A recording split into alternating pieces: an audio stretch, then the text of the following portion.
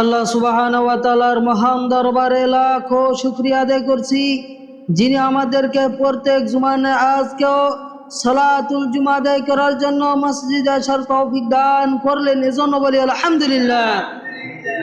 দরুদ ও সালাম বর্ষিত হোক মানবতার মুক্তিদূত মহান দিশারি বিশ্ব নবী মুহাম্মদুর রাসূলুল্লাহ সাল্লাল্লাহু আলাইহি ওয়াসাল্লামের উপর, যিনি আমাদেরকে আল্লাহর বিধিবিধান পুঙ্খানুপুঙ্খভাবে পৌঁছিয়ে দিয়েছেন সাল্লাল্লাহু আলাইহি ওয়াসাল্লাম।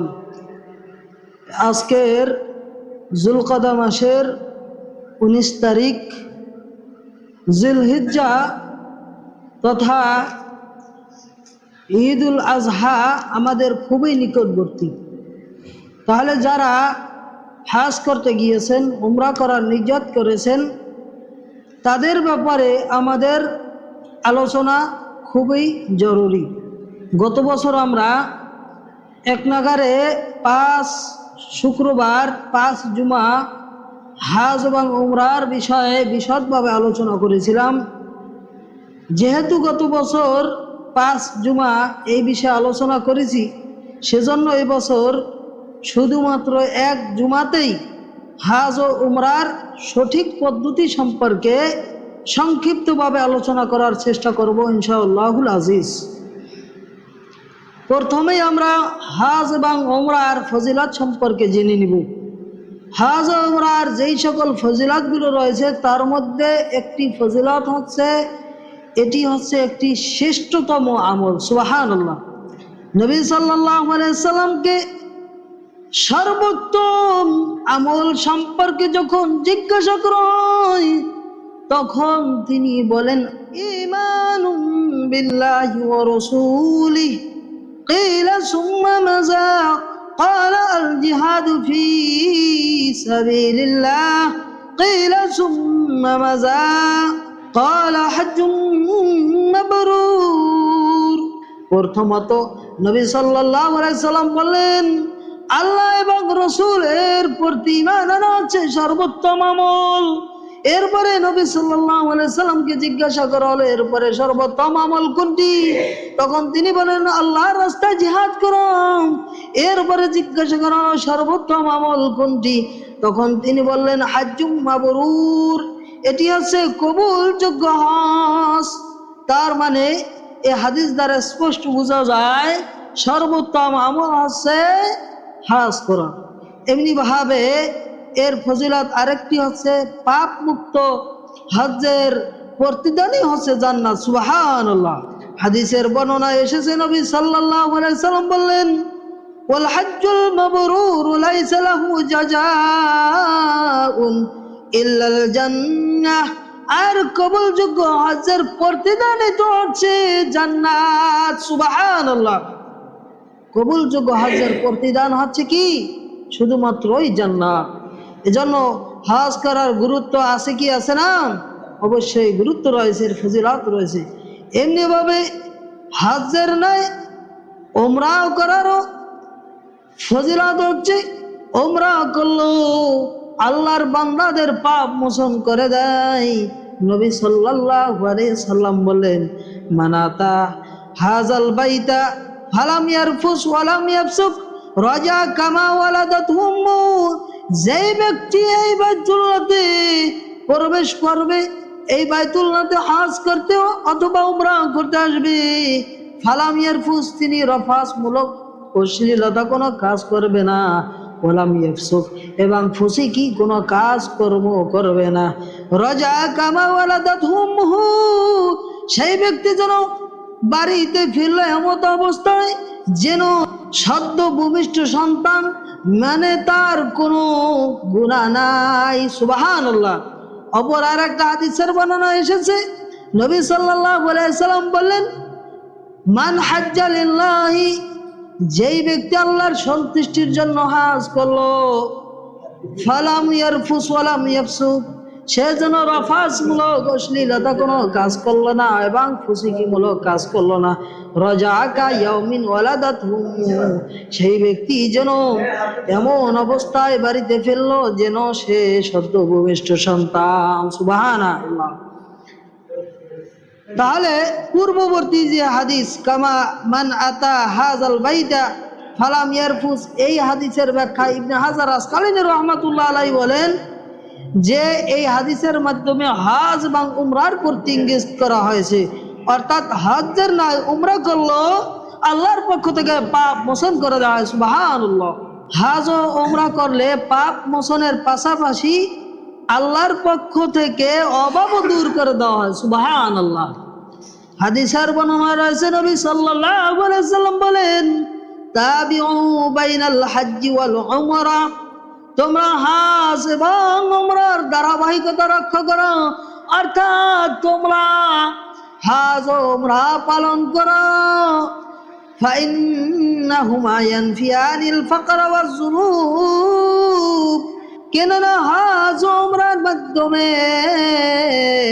দারিদ্রতা বিমোচন হয়, এমনি ভাবে গুনাহ আল্লাহর পক্ষ থেকে মাফ করে দেওয়া হয়। সুবহানাল্লাহ। নবী সাল্লাল্লাহু আলাইহি ওয়াসাল্লাম উদাহরণ দিয়ে বললেন, কামা ইয়ানফিল কিরু খাবাসাল হাদিদ ওয়াজ যাহাবি ওয়াল ফিদ্দা, যেমনি ভাবে কামারের হাপর লোহা, স্বর্ণ এবং রৌপ্যর সমস্ত ময়লা দূর করে দেয়, তেমনি ভাবে হজ ও উমরা পালনকারীর সমস্ত গুনাহ আল্লাহর পক্ষ থেকে মাফ করা হয়, এমনি ভাবে তাকে অভাব মুক্ত করে দেওয়া হয়। সুবহানাল্লাহ। যেন আমাদেরকে কি করা উচিত, যাদের টাকা পয়সা রয়েছে তাদের অতি শীঘ্রই হজ করা উচিত।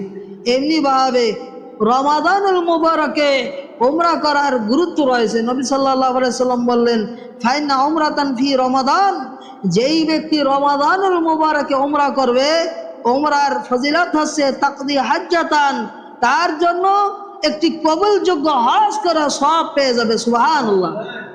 রমজান মাসে উমরা করলে একটি কবুলযোগ্য হজ করার সওয়াব পেয়ে যাবে।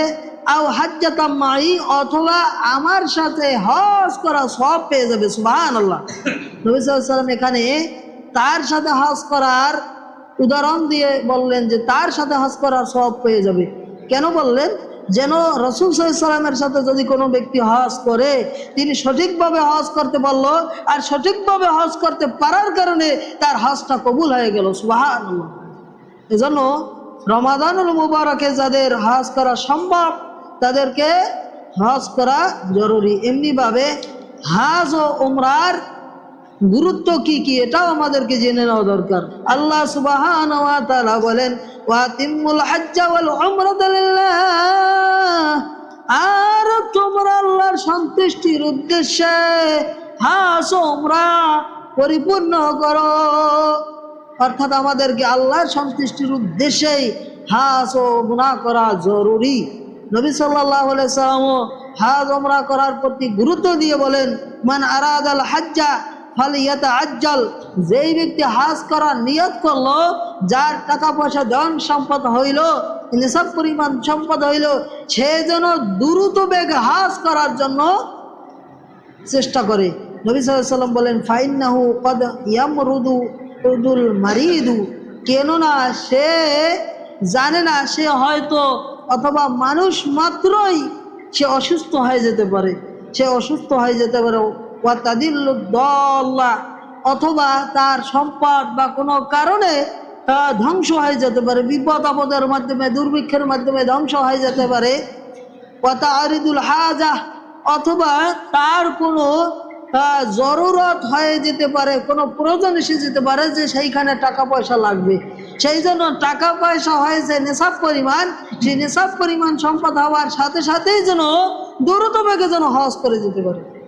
এজন্য নবী সাল্লাল্লাহু আলাইহি সাল্লাম এই হজ করার প্রতি, দ্রুত করার প্রতি গুরুত্ব দিলেন। এমনিভাবে ওমর ইবনুল খাত্তাব রাদিয়াল্লাহু তাআলা আনহু তো অনেক গুরুত্ব দিয়েই বললেন, যেই ব্যক্তির হজ ফরজ হলো, ওই ব্যক্তি হজ করলো না, সে যেন ইহুদি হয়ে মারা যাক, সে যেন খ্রিস্টান হয়ে মারা যাক, তাতে কিছু আসে যায় না। নাউযুবিল্লাহ। এজন্য আমাদেরকে যাদের হজ ফরজ হয়েছে তাদের খুব জরুরি ভিত্তিতে হজ করে নেওয়া উচিত। এমনিভাবে উমরা করার পদ্ধতি আমরা কিভাবে সহজ পদ্ধতিতে উমরা করতে হয় এটা আমরা এখন জেনে নেব ইনশাআল্লাহুল আযীম। আমরা একজন সাধারণ মানুষ, যদি আমরা উমরা করার জন্য অথবা হজ করার জন্য নিয়ত করি, তাহলে আমরা কিভাবে হাজ বা উমরা করব? এটা আমাদের জেনে নেওয়া জরুরি কি জরুরি নয়? যেহেতু হাজ করা ফরজ, কোন কোন ফুকাহায়ে কেরাম উমরা করাকে ফরজ হিসেবে আখ্যা দিয়েছেন, জীবনে একবার হলো। যাই হোক, উমরা করার গুরুত্ব অপরিসীম, হাজ করার গুরুত্ব অপরিসীম, সেহেতু আমরা প্রাথমিকভাবে উমরা কিভাবে করতে হয় সেটা জেনে নিব। প্রথমত সংক্ষিপ্তভাবে উমরা কিভাবে করতে হয় সেটা আমরা জেনে নিব। সেটা হচ্ছে, প্রথমে উমরাকারী ব্যক্তি সে ইহরাম বেঁধে নেবে, এরপরে তাওয়াফ করবে, এরপরে সাফা মারওয়া সাই করবে। সাফা মারওয়া সাই করার শেষে মাথা মুন্ডন করে নিলেই তার উমরা করা হয়ে যাবে। যেহেতু আমরা হাজের ব্যাপারেও আলোচনা করতে চাই যে হাজ কিভাবে করতে হবে, হাজ করতে হলে উমরা করে নিতে হয়, সেই জন্য আমরা একটু বিস্তারিত ভাবে উমরা কিভাবে করতে হয় সেটা ধারাবাহিকতা রক্ষা করেই আমরা আলোচনা করার চেষ্টা করবো ইনশাআল্লাহ আজিজ। তাহলে ইহরাম কিভাবে করতে হবে? ইহরামের জন্য প্রথমত ইহরাম আদায় করার জন্য তাকে গোসল করে নিতে হবে। ফরজ গোসল যেইভাবে করে সেইভাবে গোসল করে নিতে হবে। নারী ও পুরুষের পদ্ধতি একই, উভয়ের জন্যই গোসল করে নিতে হবে। তবে যদি নারীরা হায়েজ অবস্থায় থাকে অথবা নেফাজ অবস্থায় থাকে, তবুও তাদেরকে হজ করে নিতে হবে। এই ব্যাপারে হাদিসে এসেছে, সহিহ মুসলিমের 1209 নম্বর হাদিসে এর গুরুত্ব সম্পর্কে এসেছে। এমনিভাবে উমরা আদায়কারী ব্যক্তি ইহরাম আদায় করার জন্য সুগন্ধি ব্যবহার করতে হবে দাড়িতে বা মাথায়। এরপরে তাকে কি করতে হবে? ফরজ নামাজের ওয়াক্ত হয়ে গেলে তাকে কি করতে হবে? ফরজ নামাজ আদায় করে নিবে। আর যদি ফরজ নামাজ আদায় না করে, যেহেতু ইতিপূর্বে অজু করেছে, সেই অজু করার সুন্নাত হিসেবে অজু করলে 2 রাকাত নামাজ আদায় করতে হয়, সে নিয়ত করে 2 রাকাত নামাজ আদায় করে নিবে। অথবা কেবলামুখী হয়ে এহরাম পরিধান করতে হবে। এহরাম পরিধান করা একেবারে সহজ, যারা জানেন না তারা জেনে নেবেন এহরাম পরিধান করতে কিভাবে হয়। সোজা কাপড়টা ধরে তারপরে তারপরে বেঁধে নিতে হবে, বেল্ট থাকলে বেল্টটা আটকিয়ে নিতে হবে। এইভাবে এহরামের কাপড় পরিধান করতে হয়। যারা হজের জন্য নিয়ত করবেন তারা জেনে নেবেন ইনশাআল্লাহুল আজিজ। এমনিভাবে প্লেনে যারা যাতায়াত করবে তারা ইহরাম কিভাবে বাঁধবে? প্লেনে যাতায়াতকারী ব্যক্তিদের জন্য মিকাতের স্থান আসার সময়, যখন মিকাতের স্থানে পৌঁছবে তার পূর্বক্ষণেই জানিয়ে দেওয়া হয় যে মিকাতের স্থানে এসেছে, এখন আপনারা ইহরামের কাপড় পরিধান করে নেন। তখন তারা ইহরামের নিয়ত করে তারা ইহরামের কাপড় পরিধান করে নেয়। এভাবে ইহরাম পরিধান করতে হয়। মিকাতের স্থান শেষ হয়ে গেলে আর সুযোগ নাই, এর আগেই মিকাতের জায়গা সরে গেলে পরিধান করা যাবে না, এর আগেই পরিধান করার জন্য চেষ্টা করতে হবে।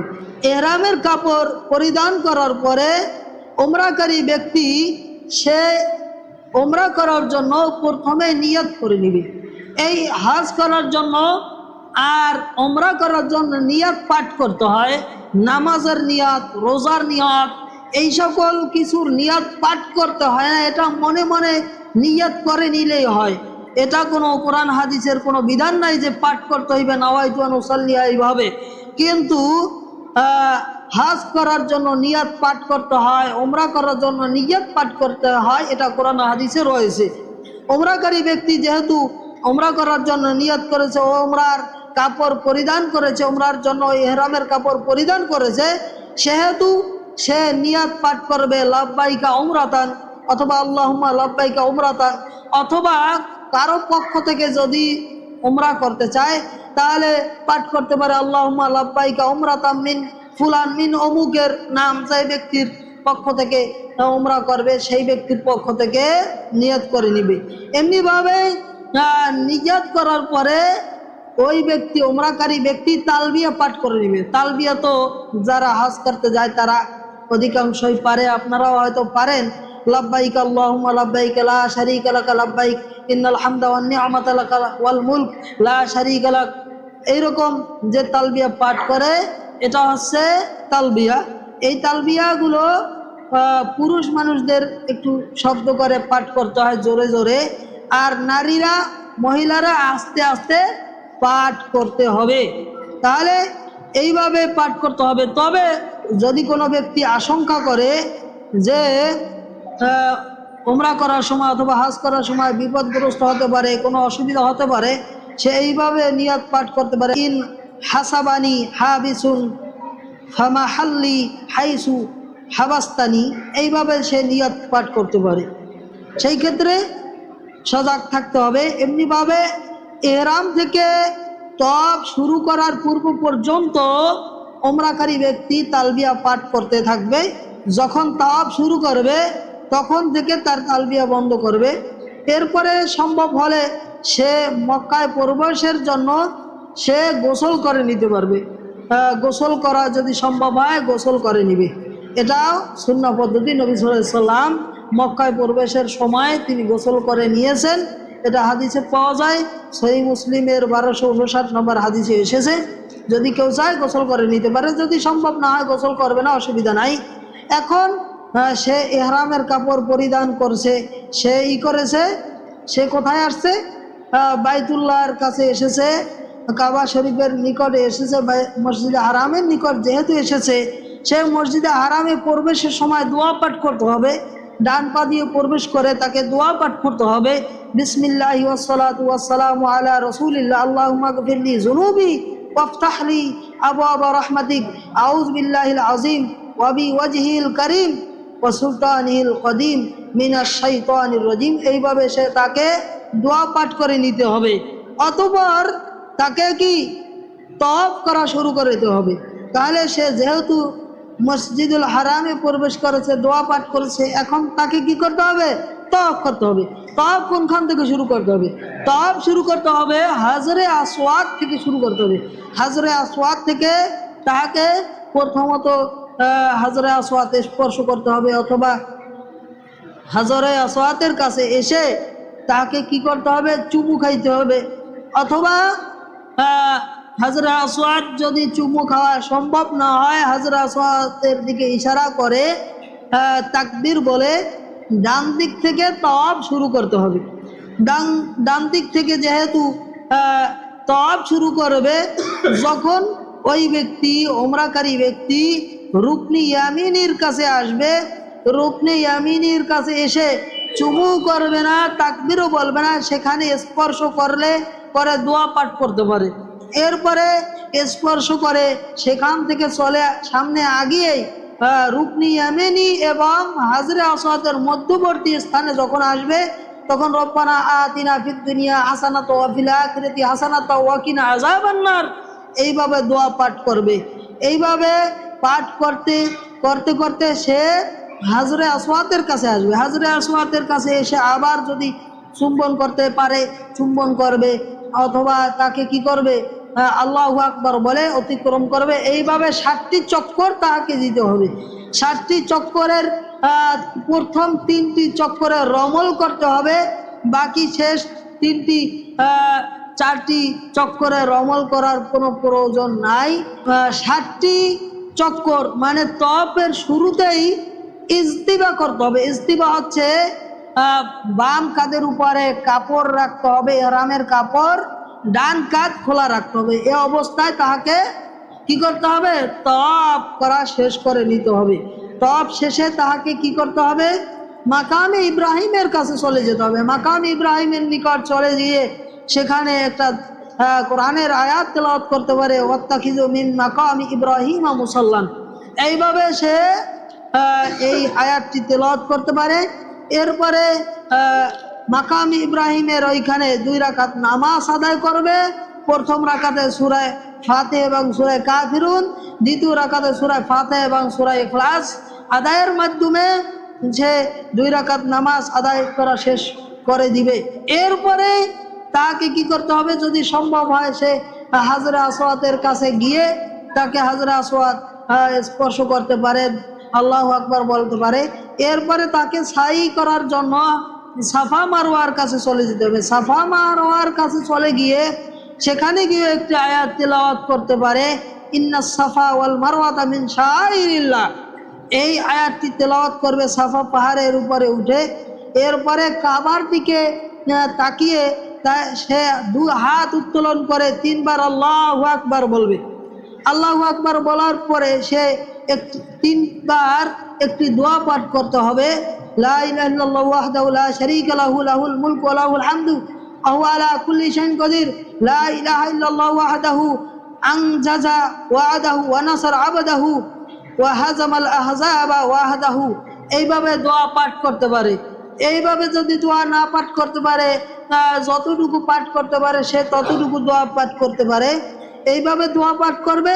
তবে সাফা মারওয়া সাই করার ক্ষেত্রে সবুজ বাতি রয়েছে, সবুজ বাতির যেই মধ্যবর্তী স্থান, ওই স্থানটুকু একটু পুরুষদের জন্য একটু জোরে জোরে জোরে সাই করার জন্য চেষ্টা করতে হবে, একটু দৌড়ে যাওয়ার চেষ্টা করবে। মহিলাদের জন্য এক্ষেত্রে করা যাবে না।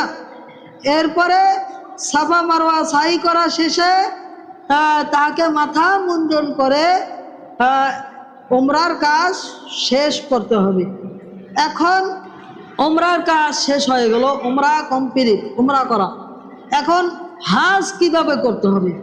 হাজ হচ্ছে 3 প্রকার, হজ্জে কিরান, হজ্জে ইফরাদ আর হজ্জে তামাত্তু। হজ্জে ইফরাদ হচ্ছে শুধুমাত্র হজ। হজ্জে ইফরাদ যেই ব্যক্তি আদায় করবে তাকে উমরা করার কোনো প্রয়োজন নাই। আর হজ্জে কিরান আদায়কারী যেই ব্যক্তি, সে একই ইহরামে হজ এবং উমরা আদায় করে নেবে। আর তামাত্তু আদায়কারী ব্যক্তি, সে প্রথমত উমরা করবে, উমরা করার পরে সে হালাল হয়ে যাবে, মাথা মুন্ডন করার পরে সে হালাল হয়ে যাবে। মাথা মুন্ডন করার পরে হালাল হয়ে যাওয়ার পরে সে কি করবে? অন্যান্য দিনের মতো বাড়িতে যেইভাবে স্বাভাবিক অবস্থায় চলে সেইভাবে চলতে পারবে। এরপরে আবার 8ই জিলহজ যখন চলে আসবে তখন নতুন করে ইহরামের কাপড় পরিধান করতে হবে। সে আবার ইহরামের কাপড় পরিধান করে সে 8ই জিলহজে কোথায় চলে যেতে হবে? ফজরের নামাজ আদায় করে 8ই জিলহজ মিনার ময়দানে চলে যেতে হবে। তাহলে আপনার ইফরাদ আদায়কারী ব্যক্তিকেও মিনার ময়দানে চলে যেতে হবে 8ই জিলহজ। এমনিভাবে কিরান আদায়কারী, তামাত্তু আদায়কারী সকলকেই মিনার ময়দানে 8ই জিলহজ চলে যেতে হবে। জোহরের নামাজের আগেই সেখানে চলে যেতে হবে। ওখানে জোহর, আসর, মাগরিব, এশা, ফজর এই 5 ওয়াক্ত নামাজ ওই জায়গায় আদায় করে নিতে হবে। এরপরে ফজর নামাজ আদায় করলেই তো আপনার 9 তারিখে চলে আসে, সকালবেলা চলে আসে। সকালবেলা ওখানে মিনার ময়দান থেকে আরাফার ময়দানের দিকে চলে যেতে হবে। জোহরের ওয়াক্তের আগেই, দুপুরের পূর্বেই তাকে আরাফার ময়দানে চলে যেতে হবে। আরাফার ময়দানে চলে যাওয়ার পরে ওখানে একত্রে জোহর এবং আসরের নামাজ একই আজানে 2 ইকামতে আদায় করে নিতে হবে। ওখানে আপনার 9 জিলহজ যেহেতু আরাফার দিন খুব গুরুত্বপূর্ণ দিন, ওই দিনে বেশি বেশি দোয়া কালাম জিকির আসকারে মশগুল থাকতে হবে। বিশেষ করে আরাফার দিবসে একটি দোয়া রয়েছে, লা ইলাহা ইল্লাল্লাহু ওয়াহদাহু লা শারীকা লাহু লাহুল মুলকু ওয়া লাহুল হামদু ওয়া হুয়া আলা কুল্লি শাইইন কাদির। এই দোয়াটা হজ আদায়কারী ব্যক্তিরা পাঠ করবে। তবে হজ আদায়কারী যারা, তারা ওই দিনে রোজা রাখতে পারবে না। যারা হজ করতে যায় নাই তারা দেশে বসে তারা কি করবে? ওই দিনে রোজা রাখবে। রোজা রাখার ফজিলত রয়েছে আরাফার দিবসে। যাই হোক, এরপরে কি করবে? ওই দিন একবারে আরাফার দিবসে আসর, জোহর এবং আসর নামাজ একই আজানে 2 ইকামতে আদায় করবে। এইভাবে সে ওখানে দোয়া কালাম জিকির আসকারে মশগুল থেকে একবার থাকবে কোন পর্যন্ত? সূর্যাস্ত পর্যন্ত। 9 তারিখ সূর্যাস্তের পরে তাকে ওখান থেকে ধীরে ধীরে মুজদালিফার দিকে চলে যেতে হবে। মুজদালিফার নিকট চলে গিয়ে মাগরিব এবং এশার নামাজ একই আজানে 2 ইকামতে আদায় করে নিতে হবে। তবে আমাদের সমাজে বিভিন্ন জায়গায় ওলামায়ে কেরামের মধ্যে মতানৈক্য রয়েছে। কেউ কেউ বলেন আসর এবং মাগরিব একই ওয়াক্তে একই আজানে দুই ইকামত আদায় করে নিতে হবে। যেহেতু এই মতানৈক্য রয়েছে, মতানৈক্যে না গেলে যে যে মত পালন করেন সেটা আদায় করে নেবেন, অসুবিধা নাই। এমনিভাবে সেখানে কি করতে হবে, ওই মুজদালিফাতে চলে যাওয়ার পরে মাগরিব এশা আদায় করার ওখানে অবস্থান করার পরে 10ই জিলহজ চলে আসবে। সকালবেলা ফজরের নামাজ আদায় করার পরে মুজদালিফাতে দোয়া পাঠ করবে, মুজদালিফাতে বসে দোয়া কালাম পাঠ করবে, নিজের জন্য, পরিবারের জন্য, আত্মীয় স্বজনদের জন্য, কবরবাসীদের জন্য দোয়া আদায় করবে। 10ই জিলহজ আদায় করার পরে ওখান থেকে বের হবে। 10ই তারিখ হচ্ছে খুব গুরুত্বপূর্ণ দিন। এটা হজ আদায়কারীদের জন্য সবচেয়ে বেশি কাজই হচ্ছে 10ই জিলহজ। 10ই জিলহজ সে ফজর নামাজ আদায় করবে, দোয়া পাঠ করার পরে মুজদালিফা থেকে বের হয়ে মিনার ময়দানে চলে যাবে। মিনার ময়দানে চলে যাওয়ার পরে সর্বপ্রথম কাজ হচ্ছে জামরাতুল আকাবা। এটা হচ্ছে বড় জামরা। বড় জামরাতে গিয়ে তাকে 60টি পাথর নিক্ষেপ করতে হবে। কয়টি পাথর? 60টি পাথর নিক্ষেপ করতে হবে। প্রত্যেক পাথর নিক্ষেপের সময় আল্লাহু আকবার বলে পাথর নিক্ষেপ করতে হবে। এই পাথর নিক্ষেপ পর্যন্ত হজ আদায়কারী ব্যক্তি তালবিয়া পাঠ করবে। ওই যে তালবিয়া বলেছিলাম ইতিপূর্বে, লাব্বাইক আল্লাহুম্মা লাব্বাইক লা শারীকা লাক লাব্বাইক ইন্নাল হামদা ওয়ান নি'মাতা লাকা ওয়াল মুলক লা শারীকা লাক। এইভাবে সে তালবিয়া পাঠ করতে থাকবে। এরপরে সে কি করবে, পাথর নিক্ষেপ করবে। পাথর নিক্ষেপ শেষ করে তাকে কি করতে হবে, হজ আদায়কারী ব্যক্তিকে কুরবানি করতে হবে।